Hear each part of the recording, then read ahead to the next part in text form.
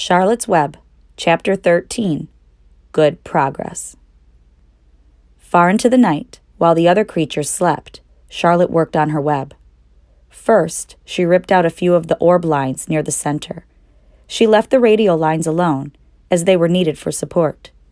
As she worked, her 8 legs were a great help to her. So were her teeth.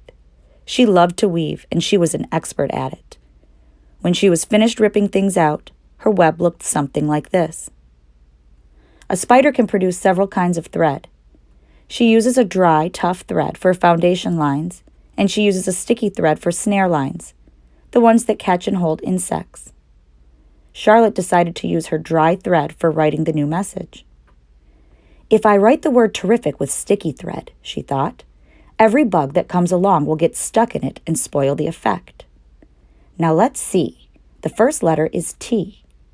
Charlotte climbed to a point at the top of the left-hand side of the web. Swinging her spinnerets into position, she attached her thread and then dropped down. As she dropped, her spinning tubes went into action and she let out thread. At the bottom, she attached the thread. This formed the upright part of the letter T. Charlotte was not satisfied, however. She climbed up and made another attachment, right next to the first. Then she carried the line down, so that she had a double line instead of a single line. It will show up better if I make the whole thing with double lines. She climbed back up, moved over about an inch to the left, touched her spinnerets to the web, and then carried a line across to the right, forming the top of the T. She repeated this, making it double. Her 8 legs were very busy helping. Now for the E. Charlotte got so interested in her work, she began to talk to herself, as though to cheer herself on. If you had been sitting quietly in the barn cellar that evening, you would have heard something like this. Now for the R. Up we go. Attach. Descend. Payout line. Whoa. Attach. Good. Up you go. Repeat. Attach. Descend. Payout line. Whoa, girl. Steady now. Attach. Climb. Attach. Over to the right. Payout line. Attach. Now right and down and swing that loop around and around. Now into the left. Attach. Climb. Repeat. Okay. Easy. Keep those lines together. Now then, out and down for the leg of the R. Payout line. Whoa. Attach. Ascend. Repeat. Good girl. And so, talking to herself, the spider worked at her difficult task. When it was completed, she felt hungry. She ate a small bug that she had been saving. Then she slept. Next morning, Wilbur arose and stood beneath the web. He breathed the morning air into his lungs. Drops of dew catching the sun made the web stand out clearly. When Lurvy arrived with breakfast, there was the handsome pig, and over him, woven neatly in block letters, was the word terrific. Another miracle. Lurvy rushed and called Mr. Zuckerman. Mr. Zuckerman rushed and called Mrs. Zuckerman. Mrs. Zuckerman ran to the phone and called the Arables. The Arables climbed into their truck and hurried over. Everybody stood at the pig pen and stared at the web and read the word, over and over, while Wilbur, who really felt terrific, stood quietly swelling out his chest and swinging his snout from side to side. Terrific, breathed Zuckerman in joyful admiration. Edith, you better phone the reporter on the Weekly Chronicle and tell him what has happened. He will want to know about this. He may want to bring a photographer. There isn't a pig in the whole state that is as terrific as our pig. The news spread.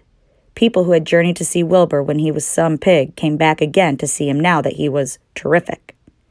That afternoon, when Mr. Zuckerman went to milk the cows and clean out the tie-ups, he was still thinking about what a wondrous pig he owned. Lurvy, he called, there is to be no more cow manure thrown down into that pig pen. I have a terrific pig. I want that pig to have clean, bright straw every day for his bedding.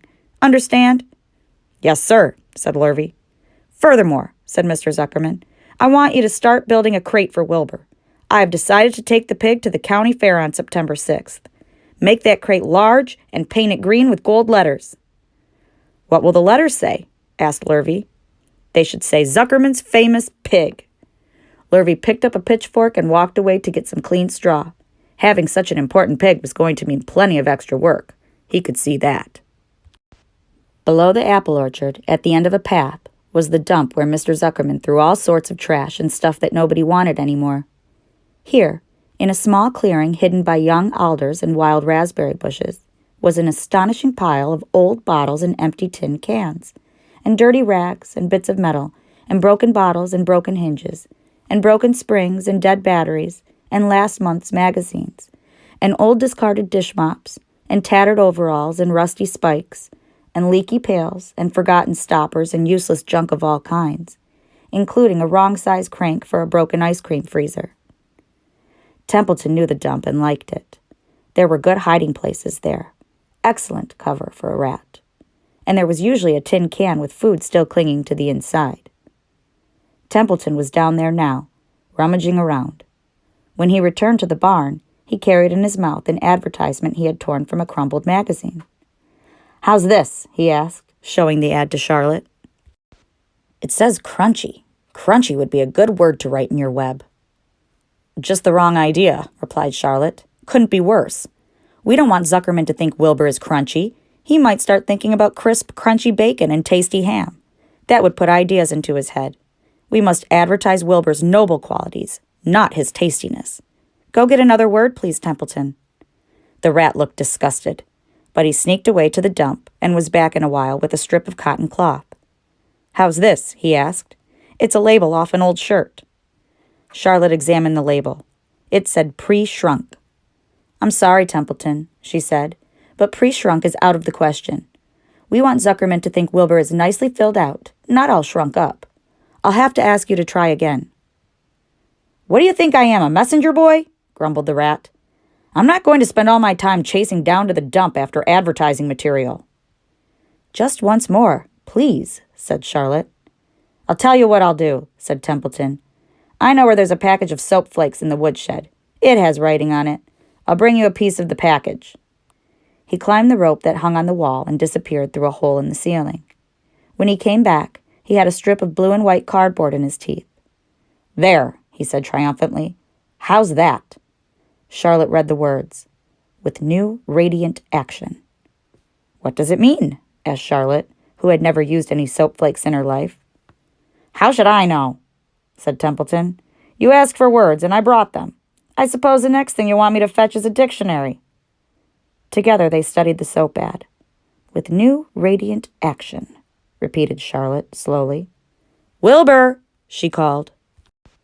Wilbur, who was asleep in the straw, jumped up. "Run around," commanded Charlotte. "I want to see you in action, to see if you are radiant." Wilbur raced to the end of his yard.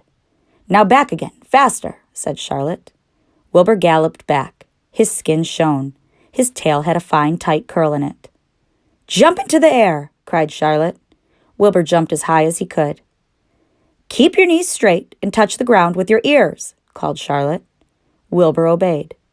"Do a backflip with a half twist in it," cried Charlotte.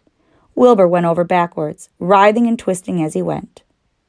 "Okay, Wilbur," said Charlotte. "You can go back to sleep." "Okay, Templeton, the soap ad will do, I guess.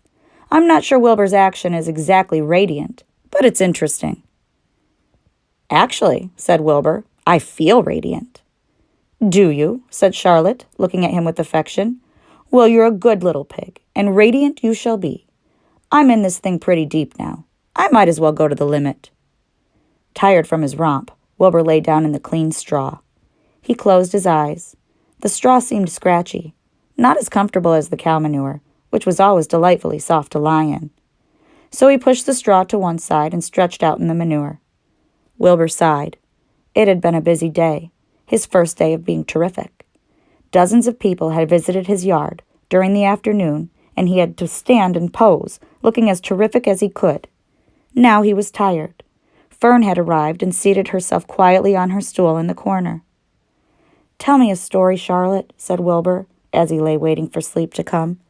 "Tell me a story." So Charlotte, although she too was tired, did what Wilbur wanted. "Once upon a time," she began, "I had a beautiful cousin who managed to build her web across a small stream. One day, a tiny fish leaped into the air and got tangled in the web. My cousin was very much surprised, of course. The fish was thrashing wildly. My cousin hardly dared tackle it, but she did. She swooped down and threw great masses of wrapping material around the fish and fought bravely to capture it. Did she succeed? Asked Wilbur. It was a never-to-be-forgotten battle, said Charlotte. There was the fish, caught only by one fin, and its tail wildly thrashing and shining in the sun. There was the web, sagging dangerously under the weight of the fish. How much did the fish weigh? Asked Wilbur eagerly. I don't know, said Charlotte.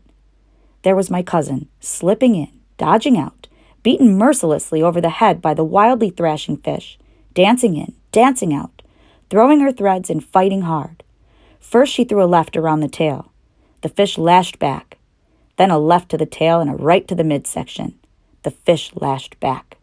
Then she dodged to one side and threw a right, and another right to the fin. Then a hard left to the head, while the web swayed and stretched. Then what happened? Asked Wilbur. Nothing, said Charlotte. The fish lost the fight. My cousin wrapped it up so tight it couldn't budge. Then what happened? Asked Wilbur.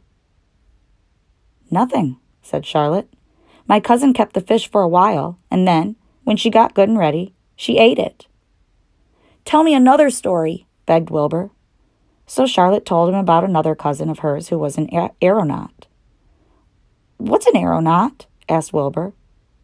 A balloonist, said Charlotte. My cousin used to stand on her head and let out enough thread to form a balloon. Then she'd let go and be lifted into the air and carried upward on the warm wind. Is that true? Asked Wilbur. Or are you just making it up?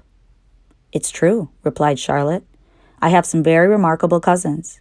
And now, Wilbur, it's time you went to sleep.